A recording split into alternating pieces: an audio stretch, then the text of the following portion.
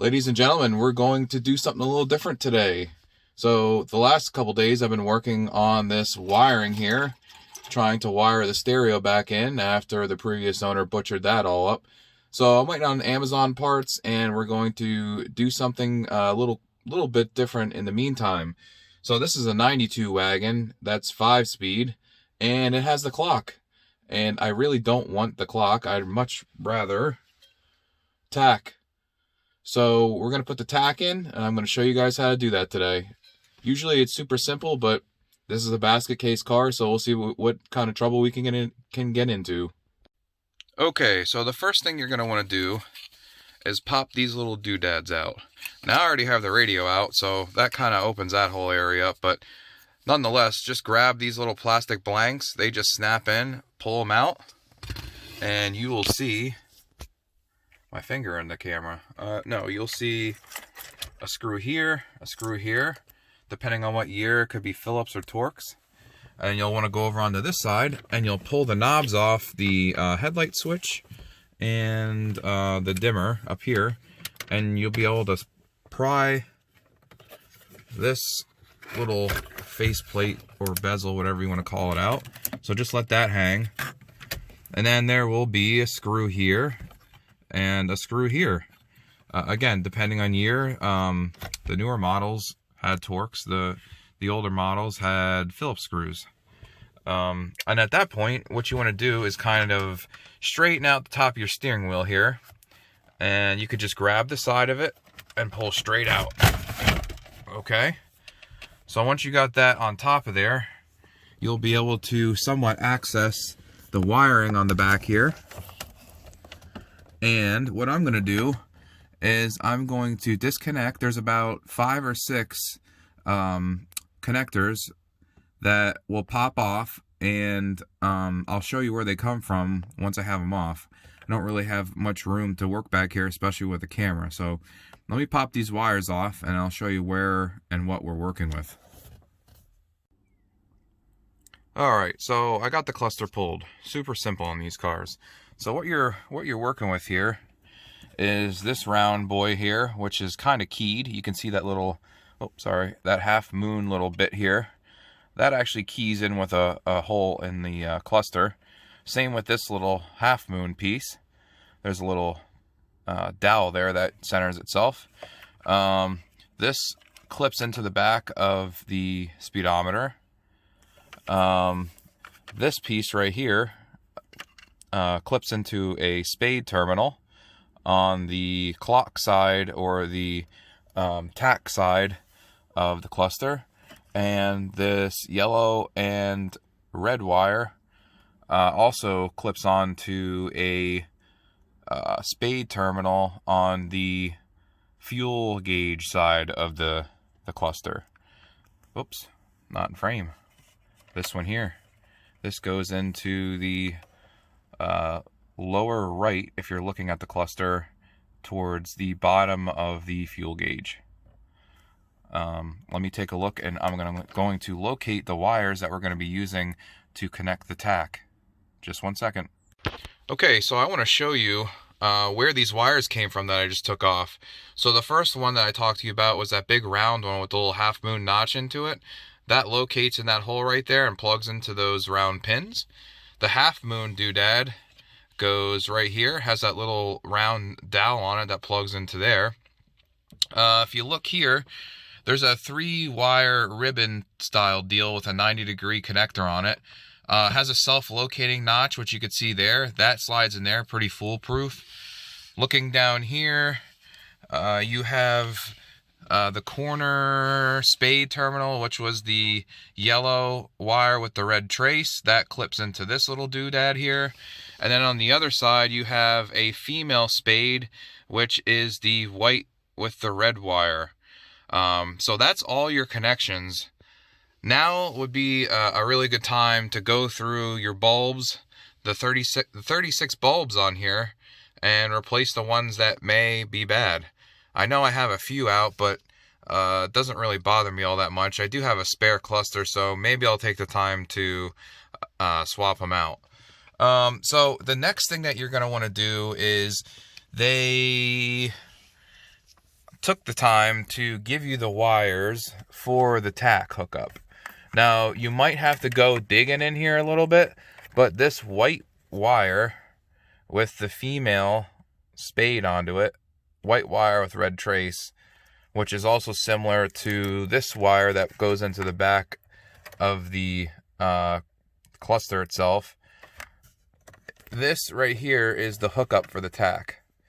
So a lot of times they throw it in there, it has like a knot in it or whatever sometimes, but that's the wire that you're going to plug into the back of this tach right here.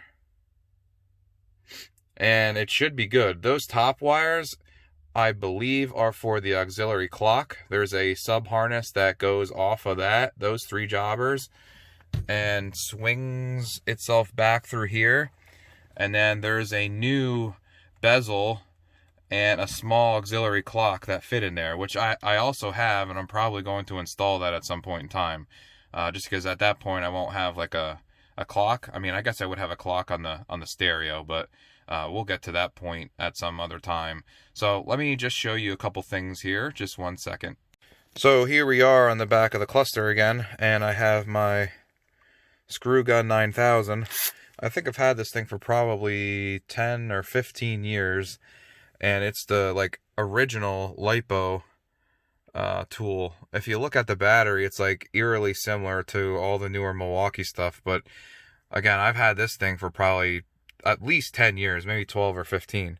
So here are the screws, Phillips, to get the clock out. So I'm going to buzz these out, and we'll slide this clock out, and then you'll see how easy the tach just drops right in there. Alright, I just wanted to say that I missed a screw. So you have one here, you have one here, you have one here, and you have one down at the corner. So you got 4 screws that just blast off, and then you can grab a hold of this thing, give it a wiggle,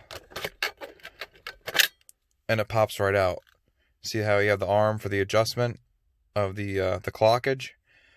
This will just set up here on the dash, and then this piece theoretically just drops right in, and I'll show you that in a second.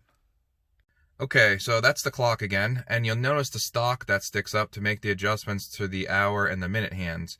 So if you want to get real professional or real resto mod on this thing, they make little blanks that you can drop into the hole where that went, so it doesn't look like a pile of garbage. But this is just my daily driver. I don't really care too much about how that looks. This is just a commuter car for me, no big deal.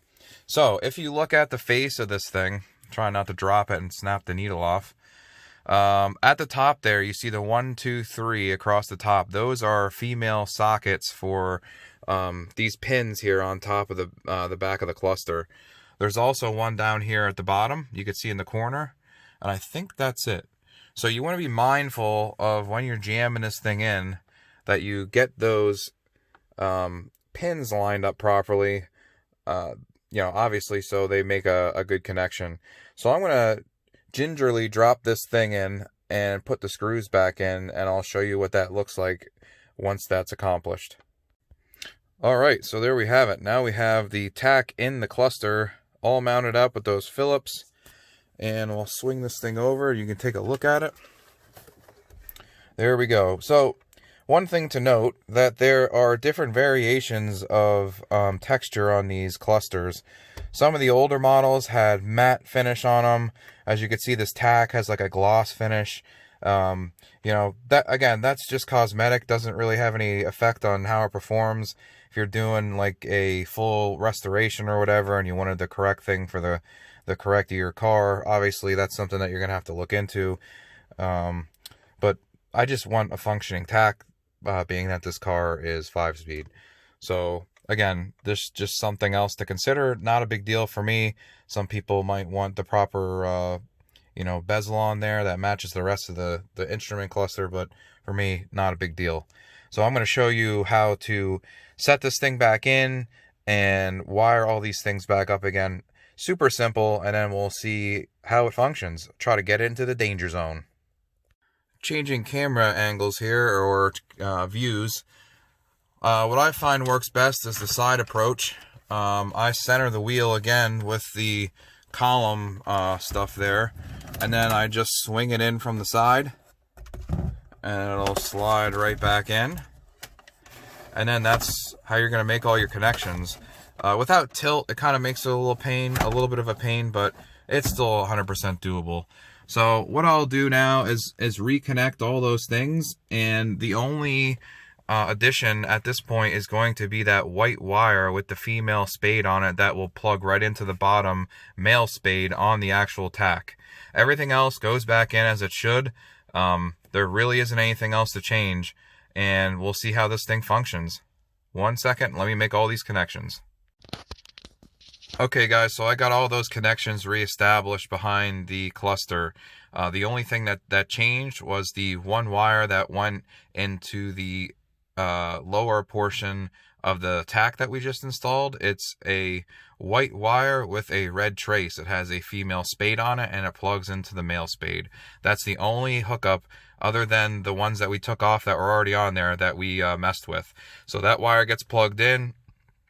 Plug all your other wiring in, shimmy your cluster behind the dash, and then theoretically you should have a working tach. So the proof is in the pudding here. Let's try her out. Immediately in the danger zone. So now we know that we have a working tach. And guys, literally this is a one wire hookup factory tach install. Really easy. All you need is a Phillips screwdriver. I shouldn't say that. If you have a late model 240, you might need some Torx bits or whatever. But outside of that, it's literally just a handful of screws, popping some connections on, and you have a working tach.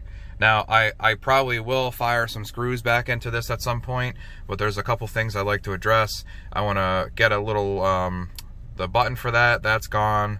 I want to fix the gears and the odometer and the trip.